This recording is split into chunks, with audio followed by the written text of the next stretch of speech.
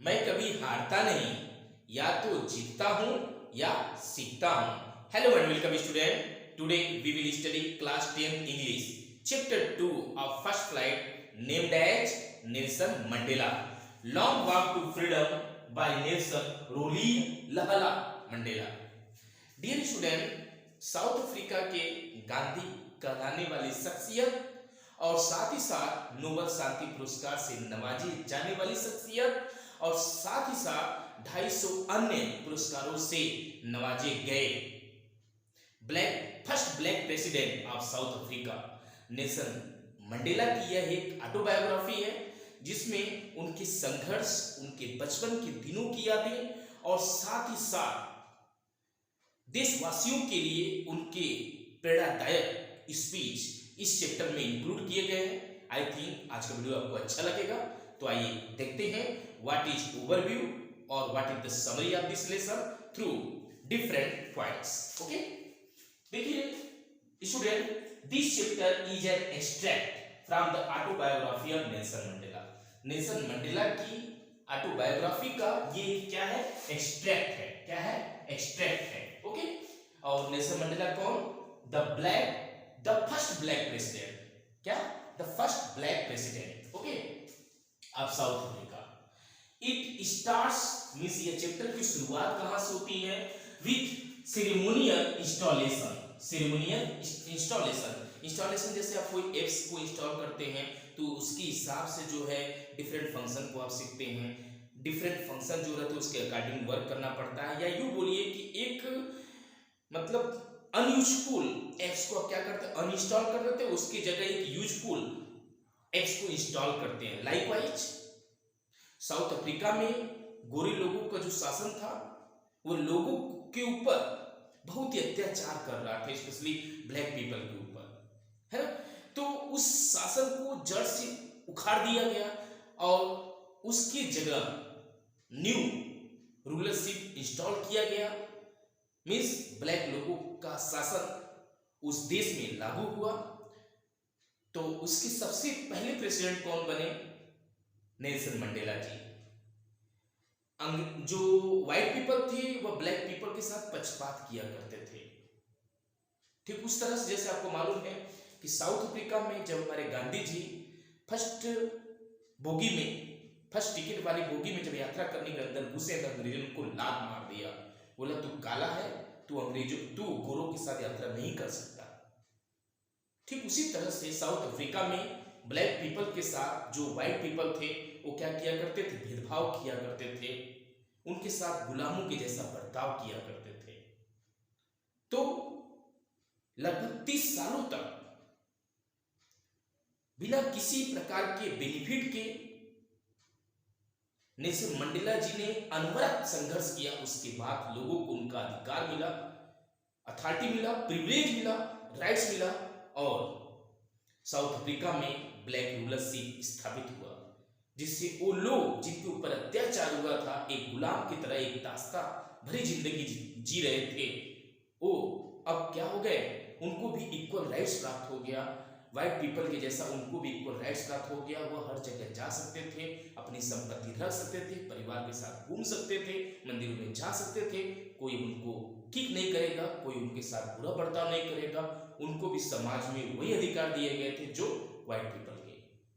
तो आइए देखते हैं। ये जो चैप्टर स्टार्ट होती है विद द सेरेमोनियल इंस्टॉलेशन से। सेरेमोनियल इंस्टॉलेशन मींस एक इनॉग्रेशन प्रोग्राम होता है जहां पर पूरी दुनिया के लीडर्स, लगभग पूरी दुनिया के लीडर्स इकट्ठा होते हैं और नेल्सन मंडेला जी को संबोधित करते हुए सुनना चाहते हैं। उनके स्पीच को सुनने के लिए वहां पे इकट्ठा हुए।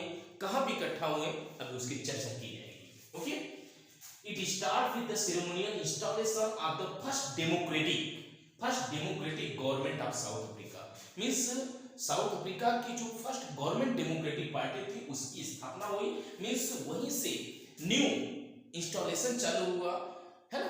न्यू इंस्टॉलेशन चालू से मतलब एक नई युग की शुरुआत हुई। It tells about Mandela's view about freedom. और इस लेसन में हम देखेंगे मंडेला जी का फ्रीडम के प्रति क्या दृष्टिकोण है। इट आल्सो टेल्स, ये स्टोरी हमको, ये एक्सट्रैक्ट जो है मंडेला जी की ऑटोबायोग्राफी की जो एक्सट्रैक्ट है यह हमको क्या बतलाएगी, मंडेला जी के, नेल्सन मंडेला जी के चाइल्डहुड के बारे में, उनकी युवावस्था के बारे में, और साथ ही साथ 30 सालों तक वह जो जेल में बंद रहे, जेल में बंद रहते हुए जो उन्होंने संघर्ष किया उसके बारे में इस एक्सट्रैक्ट में एक्सप्लेन किया गया है ना। और साथ ही साथ ही journey as a freedom fighter, उन्होंने फ्रीडम फाइटर के रूप में किस तरह से संघर्ष किया, उनकी इस पूरी मतलब दास्ता से राष्ट्रपति बनने तक का जो लंबा जर्नी था उन्होंने किस तरह से तय किया, ये सब इसमें पूरा इस एक्सट्रैक्ट में एक्सप्लेन किया गया है। It also mentions the contribution of other freedom fighter of his nation, और साथ ही साथ साउथ अफ्रीका के और दूसरे सोल्जर जिन्होंने अपने प्राणों की आहुति चढ़ा दी, और साथ ही साथ जो ग्रेट फ्रीडम फाइटर्स थे उनको भी इस एक्सट्रैक्ट में याद किया गया है। नेल्सन मंडेला जी ने राष्ट्रपति का शपथ लेते समय सबसे पहले उन लोगों के प्रति श्रद्धांजलि अर्पित किया जिन्होंने देश की सेवा में अपने प्राणों की आहुति दे दी, और साथ ही साथ जो ग्रेट फ्रीडम फाइटर थे उनको भी उन्होंने याद किया, तहे दिल से शुक्रिया अदा किया। तो आइए आगे देखते हैं। ऑन 10 मई 1994, 10 मई 1994, ये साउथ अफ्रीकन पीपल के लिए बहुत ही इंपॉर्टेंट डे है। 10 मई 1994, ओके।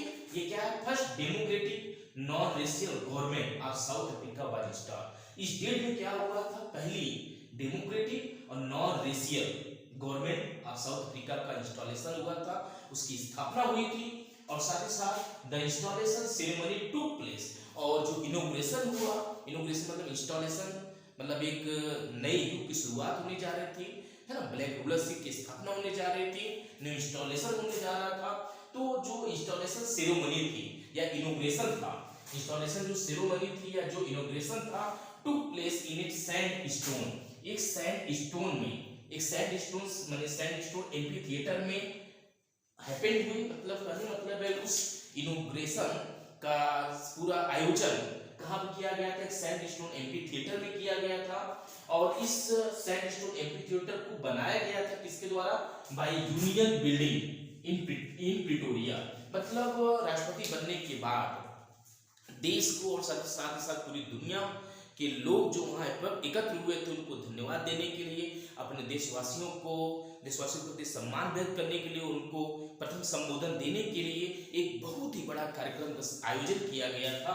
कहाँ पर, प्रिटोरिया में। और प्रिटोरिया मीन्स यह एक बिल्डिंग बनाई गई थी प्रिटोरिया में, बहुत बड़ा हॉल बनाया गया था ताकि पूरी दुनिया से लोग जो है आकर के वहाँ इकट्ठा हो सके, स्पेशली लीडर्स लोग। तो वह क्या था, सैंड स्टोन एम्फी थिएटर था, किसके द्वारा बनाया गया था, बाय यूनियन बिल्डिंग द्वारा बनाया गया था, बिल्डिंग्स द्वारा, where many leaders of the world had gathered, जहां पर दुनिया भर के बहुत सारे लीडर्स इकट्ठा हुए थे।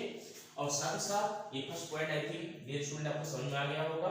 और उसके बाद देखिए, और आखिर इस सैंड स्टोन एम्फी थिएटर में क्या बात थी, कुछ मैं आपको एग्जांपल दूंगा इंडिया से जुड़ी हुई। Some public buildings in India made of sand stone से बने हुए जो इंपॉर्टेंट बिल्डिंग है इंडिया के, वो क्या है, जैसे रेड फोर्ट लाल किला हो गया, जामा मस्जिद हो गया, पार्लियामेंट हाउस हो गया, और साथ ही साथ राष्ट्रपति भवन हो गया। ये सारे जो है इस पे बने हैं, सैंड स्टोन पे बने हुए है ना बिल्डिंग्स हैं।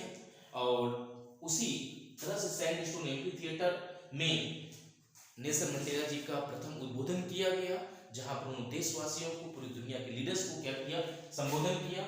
आगे देखते हैं 10 मई, ये जो 10 मई 1994 का दिन है, तो स्पेशली 10 मई को जो भी साउथ अफ्रीकन है, ब्लैक साउथ पीपल, वो क्या करते हैं, ऑटम डे के नाम से एंजॉय करते हैं। ऑटम डे मतलब पतझड़ का समय, जैसे पतझड़ के बाद पत्तियां झड़ जाती हैं, उसके बाद नए फूल, नई पत्तियां लगती हैं, ऐसा लगता है कि फिर से पेड़ हरा भरा हो गया, उसमें एक रिफ्रेशमेंट आ गया, फिर से वो अलाइव हो गया। ठीक उसी तरह से साउथ अफ्रीका में जब गोरे लोगों का शासन समाप्त हो गया, उसकी जगह काले लोगों का शासन आया, स्पेशली क्या कहते हैं, in the presidentship of Nelson Mandela, जब नए रूलरशिप की स्थापना हुई, तो उस डे को वो लोग 10 मई को वो लोग बहुत ही इंजॉयमेंट के नाम से, बहुत ही इंजॉय करके मनाते हैं, मतलब उसको ऑटम डे बोलते हैं, ऑटम डे के नाम से इंजॉय करते हैं, पतझड़ का दिन है, मतलब जो मतलब क्या बोलना चाहिए, जो क्रूएल जो रूलरशिप थी उसका एंड हो गया और एक लविंग एज की स्थापना हुई, है ना। पतझड़ के बाद जिस तरह से नई पत्तियां आ जाती है, ठीक उसी तरह से एक नए युग का प्रारंभ हुआ। इसलिए ऑटम डे के नाम से इसको मनाया जाता है। लिखा है because of weather and the dawning of freedom after 300 years of white rule. Means सफेद श्वेत लोगों ने, व्हाइट पीपल ने क्या किया, ब्लैक पीपल के ऊपर लगभग 300 सालों तक रूलरशिप किया, उनके ऊपर अत्याचार किया, उनको सामान्य जिंदगी जीने से विवश कर दिया, और साथ ही साथ कुछ और भी प्रॉब्लम थे जो भी मैं आगे मेंशन करूंगा। तो 300 सालों तक दास्ता की गुलामी में जकड़े रहने के बाद नेल्सन मंडेला के अनवरत संघर्ष के पश्चात लगभग 30 सालों तक वो जेल में रहे। उसके बाद ब्लैक पीपल को राइट प्राप्त हुए, प्रिविलेज प्राप्त हुए, और उनके लिए एक नई युग का आरंभ हुआ in the presidency of Nelson Mandela. अगुआ कौन थे, लीडर कौन थे, इनिशिएशन किसने किया था, नेल्सन मंडेला जी ने। ओके, आगे देखते हैं। स्पेशली ये वर्ड बहुत ही खास है स्टूडेंट, अपार्थी। क्या अपार्थी? अपार्थी क्या है? एक पॉलिटिकल और सोशल सिस्टम है in South Africa during the era white minority rule. मतलब जब वो व्हाइट लोगों का शासन था उस समय एक अपार्थीड जो है पॉलिटिकल और सोशल सिस्टम हुआ करता था साउथ अफ्रीका में। और अंडर दिस सिस्टम क्या होता था, the people of South Africa was divided by their race. South Africa के लोग जो है अपने रेस, मतलब on the basis of colour के बेस पर, या ये बोलिए कलर प्रेजुडिस उनके साथ होता था, कलर डिस्क्रिमिनेशन होता था, उसके बेस पे लोगों को बांट दिया गया था एक आर्थिक सिस्टम के थ्रू कि तू गोरा मैं काला, मैं गोरा तू काला, इस तरह से, है ना। मतलब जो अंग्रेज व्हाइट पीपल को क्या बोलते थे कि हम गोरे हैं, तू काला है ना। तो इस तरह से भेदभाव किया जाता, कलर प्रेजुडिस किया जाता, कलर डिस्क्रिमिनेशन किया जाता था, है ना। और different races were forced to live separately from each other. और साथ ही साथ जो डिफरेंट रेस है, ब्लैक और व्हाइट पीपल है, उनको क्या किया था, एकदम से अलग कर दिया गया था और बोला गया था तुम अपनी अलग जिंदगी जो भी, हम अपनी अलग जिंदगी जिएंगे। और साथ ही साथ कुछ मैंने यहाँ पर ब्रैकेट के अंदर कुछ इंपॉर्टेंट मिसबिहेवियर की मैंने चर्चा की है, जैसे इंटररेशियल मैरिजेज वर प्रोहिबिटेड, कि ब्लैक पीपल जो व्हाइट पीपल शादी नहीं कर सकते हैं, या व्हाइट पीपल ब्लैक पीपल शादी किसी भी शर्त नहीं करेंगे अपार्थीड के through. Black south Africans couldn't own property. जो ब्लैक साउथ अफ्रीकन थे उनके पास अपनी प्रॉपर्टी नहीं होती थी, या व्हाइट पीपल के पास जो है अथाह संपत्ति होती थी, यह उनके साथ बहुत ही बड़ा पक्षपात था। और साथ ही साथ एजुकेशन, गोरों के लिए अलग, कालों के लिए अलग जो एजुकेशन की व्यवस्था थी, सेग्रीगेट व्यवस्था थी। People were classified in racial group. लोग जो है रेशियल ग्रुप में बढ़ चुके थे, व्हाइट रेशियल, ब्लैक रेशियल, इस ग्रुप में बढ़ चुके थे। And the white had own way, माने उनका जीने का अपना अलग तरीका था, अपना अलग रास्ता था, वे अलग बोलते थे, अलग करते थे, उनका सब कुछ अलग था, है। तो जरा सोचिए 300 सालों तक दास्ता को झेलते हुए ब्लैक पीपल को प्रॉपर राइट और प्रिविलेज दिलाने वाले जो शख्सियत नेल्सन मंडेला, उनके लिए कितने अनुकरणीय होंगे, है ना, कितने बड़े आइडल होंगे। उस दिन को, जिस दिन उन्होंने संबोधन दिया प्रिटोरिया में यूनियन बिल्डिंग द्वारा बनाई गई सैंडस्टोन एम्फीथिएटर में, उस दिन को वो लोग जो है ऑटम डे के नाम से जानते हैं, एंजॉय करते हैं। आगे देखते हैं। जब देखिए अब ये पूरी जरा सोचिए, एम्फीथिएटर में, बहुत बड़े एम्फीथिएटर में जो प्रिटोरिया में है, वहां पे चारों तरफ से लोग आकर इकट्ठा हो गए हैं और सब इंतजार कर रहे हैं कि अब नेल्सन मंडेला जी आएंगे और अपने संबोधन में कुछ हमको बतलाएंगे, अपने संघर्षों के बारे में बतलाएंगे, आगे बढ़ने के लिए कुछ सीख देंगे। तो सबसे पहले क्या होगा, संबोधन चालू हुआ तो नेल्सन मंडेला जी अपनी पुत्री जेलानी के साथ एंट्री करते हैं। तो सबसे पहले शपथ समारोह होता है। शपथ समारोह में सबसे पहले मिस्टर डी क्लर्क जो है शपथ लेते हैं, किसका, सेकेंड डिप्टी प्रेसिडेंट का शपथ लेते हैं। और साथ ही साथ सेकेंड, इनके जस्ट बाद, मतलब मिस्टर डी क्लर्क के बाद जो है आते मिस्टर थाबो बेकी, ये जो है फर्स्ट डिप्टी प्रेसिडेंट का, ये सेकेंड डिप्टी प्रेसिडेंट का और ये फर्स्ट डिप्टी प्रेसिडेंट का ओथ करते हैं, सोल करते हैं। और उनके बाद नेल्सन मंडेला जी अपनी शपथ लेते हैं as the president of free South Africa. Free South Africa के प्रेसिडेंट के रूप में शपथ लेते हैं। और साथ ही साथ जिस पार्टी के साथ मिल करके, है ना, जिस पार्टी में ज्वाइन होकर के एक मेंबर बन करके अपने लोगों के प्रति इन्होंने आजादी दिलाई, उस पार्टी का नाम क्या है? African national Congress, ANC। Okay, what? ANC।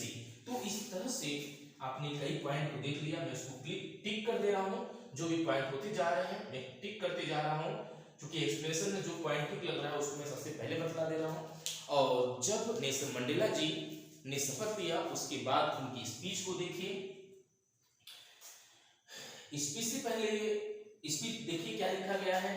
At the beginning of his speech, अपनी स्पीच की शुरुआत में मंडेला मेंशंस, मंडेला ने क्या यूनिक वर्ड बोला? क्या? N extraordinary human disaster. What? N extraordinary human disaster means एक एक्स्ट्राऑर्डिनरी ह्यूमन डिजास्टर थी, एक्स्ट्राऑर्डिनरी ह्यूमन आपदा थी, मतलब मानव आपदा थी, जिससे उस ह्यूमन क्या होना चाहिए? ह्यूमन डिजास्टर से, मानवीय आपदा से हम लोगों को आज आजादी मिल गई। एक्स्ट्रा ऑर्डिनरी, असाधारण जो मानव आपदा थी उससे आज हमको मुक्ति मिल गई। मतलब 300 सालों तक जो ब्लैक पीपल ऊपर के जो अत्याचार हुए, एक्स्ट्रा ऑर्डिनरी जो डिजास्टर से, उससे आज मुक्ति मिल गई। आज हम सभी black people of south African क्या है? फ्री हैं, आजाद हैं, है ना। और साथ ही साथ अपनी स्पीच के लास्ट में उन्होंने बोला क्या? The glorious human achievement means एकदम शानदार ह्यूमन अचीवमेंट मींस ब्लैक लोगों को एक गुलाम की तरह बिहेव किया जाता था, लेकिन आज ऐसा ग्रेट अचीवमेंट प्राप्त हुआ है कि जो ब्लैक पीपल है वह क्या है? प्रेसिडेंट के पद पे सबसे बड़े पोस्ट पर आज आसीन हो गया है। Means what a great success is means इसी वजह से उन्होंने बोला कि ह्यूमन अचीवमेंट है, द ग्लोरियस ह्यूमन अचीवमेंट है। क्योंकि देखिए यहाँ बताया कि south Africa has gained its freedom and a black person became a president। Black person जो है प्रेसिडेंट हो गया है। क्या गजब की अचीवमेंट है, मींस दे रहा है दुरुस्त है ना। आगे देखते हैं। और जैसे इन्होंने थोड़ा सा उद्बोधन दिया, उसके बाद जो है, उसके बाद क्या हुआ कि मिलिट्रियन जनरल्स, स्पेशली बात करूंगा यहाँ पर मिलिट्रियन जनरल्स की। Military generals saluted him to show their loyalty to democracy. Mister जो मींस यहाँ पर क्या बोलते हैं, सॉरी, मिलिट्री जो जनरल्स थे वो आकर के उनके सामने सैल्यूट करते हैं, अपनी डेमोक्रेसी लॉयल्टी को शो करते हैं। और इससे पहले अर्लियर दीज ये जो जनरल थे had treated Mandela, Nelson Mandela as a criminal. यही जो मिलिट्री जर्मन थे ये क्या करते थे? इनको क्रिमिनल समझा करते थे। So they would have arrested him, और इन्होंने क्या किया? नेल्सन मंडेला को अरेस्ट किया था, है ना। अब कलरफुल शो अप, उसके बाद क्या हुआ? मींस कहने मतलब समय समय की बात होती है। इन्हीं लोगों ने, एक समय था कि नेल्सन मंडेला को, मिलिट्री जनरल ने नेल्सन मंडेला को क्रिमिनल समझा था, आज उनके सामने सैल्यूट ठोक रहे हैं और अपनी डेमोक्रेसी लॉयल्टी को शो कर रहे हैं। और उसके बाद क्या हुआ? A colorful show of jets and helicopter took place to show military loyalty towards the new first black government in South Africa. Non-white means black government in South Africa. Means south Africa में अब black presidency की स्थापना हो गई थी। इस वजह से जो मिलिट्रियन लोग थे वो आकाश में अपने कर्तव्य को दिखा रहे थे, है ना। कलरफुल शो ऑफ जेट के थ्रू और साथ ही साथ हेलीकॉप्टर के थ्रू अपने कर्तव्य दिखा रहे थे और राष्ट्रपति के सामने अपनी खुशियों को व्यक्त कर रहे थे। आगे देखते हैं। और इसके बाद जो है उस एम्फी थिएटर में, सैंडस्टोन एम्फी थिएटर में 2 राष्ट्रगान गाए गए, 2 नेशनल एंथम गाया गया, क्योंकि इनका पर्पज ये नहीं था कि मैं गोरों के साथ अत्याचार करूं, बल्कि इनका पर्पज ये था कि ब्लैक पीपल को भी मैं उसका हक दिला सकूं, है ना। मतलब इक्वलिटी का इनका सेंस था। यहां देखते हैं 2 नेशनल एंथम। पहला क्या है? कोसी सिकेलर। क्या? कोसी सिकेलर, जो कि व्हाइट पीपल के द्वारा जो है नेशनल एंथम गाया गया, और उसका जो टोन है वो क्या है? कोसी सिकेलर। और साथ ही साथ जो ब्लैक पीपल थे, ब्लैक साउथ अफ्रीकन थे, उनके द्वारा जो नेशनल एंथम गाया गया डाई स्टेम। क्या? डाई स्टेम मींस 2 प्रकार का नेशनल एंथम गाया गया। ब्लैक पीपल के द्वारा अपना नेशनल एंथम गाया गया और साथ ही साथ व्हाइट पीपल द्वारा अपना नेशनल एंथम गाया गया। दोनों नेशनल एंथम का सम्मान किया गया, दोनों लोगों का सम्मान किया गया। उसके बाद देखते हैं। और मंडेला ने अपने उद्बोधन में, देखिए मैंने जैसे चर्चा शुरू किया है, Mandela remembered and thanked all the people who sacrificed their life for the welfare of nation. उन सभी को इन्होंने क्या किया, थैंक्स बोला, धन्यवाद बोला, और उसके बाद उन्होंने रिमेंबर किया क्या, किसको, ग्रेट फ्रीडम फाइटर्स, कुछ नाम दिए गए हैं उस देश के जो महान फ्रीडम फाइटर्स थे, जिसमें ओलिवर टेम्बो, वाल्टर सिसुलू, चीफ लुथुलू, यूसुफ दादू, अन्य लोगों को उन्होंने अपनी स्पीच में याद किया। और साथ ही साथ अपनी स्पीच में उन्होंने आगे क्या एक्सप्लेन किया, आगे उन्होंने बताया according to Mandela every man has twin obligation, हर व्यक्ति के पास दो प्रकार का कर्तव्य होता है, ऑब्लिगेशन होता है, नैतिक उसके कर्तव्य होते हैं। पहला क्या, to look after his family, parents, wife and children, पहला उसका ऑब्लिगेशन होता है कि अपने परिवार की, अपने बच्चों की, अपनी पत्नी की क्या करे, हिफाजत करें, उनका ख्याल रखें। और दूसरा क्या होता है, टू सर्व हिज पीपल, अपने लोगों की सेवा करें, अपने समुदाय की सेवा करें, अपने देश की सेवा करें। और इंसान को चाहिए कि इन दोनों को बैलेंस करके जिंदगी जिए। उसके बाद देखिए, he said that freedom has many aspects, freedom का जो मतलब होता है इसके कई पहलू होते हैं। पहला, जैसे बच्चे के लिए दौड़ना और खेलना फ्रीडम होता है, एक एडल्ट व्यक्ति के लिए क्या, to fill the needs of, जो अपनी आवश्यकताओं को पूरा करना, अपनी फैमिली की आवश्यकता पूरा करना ही फ्रीडम कहलाता है।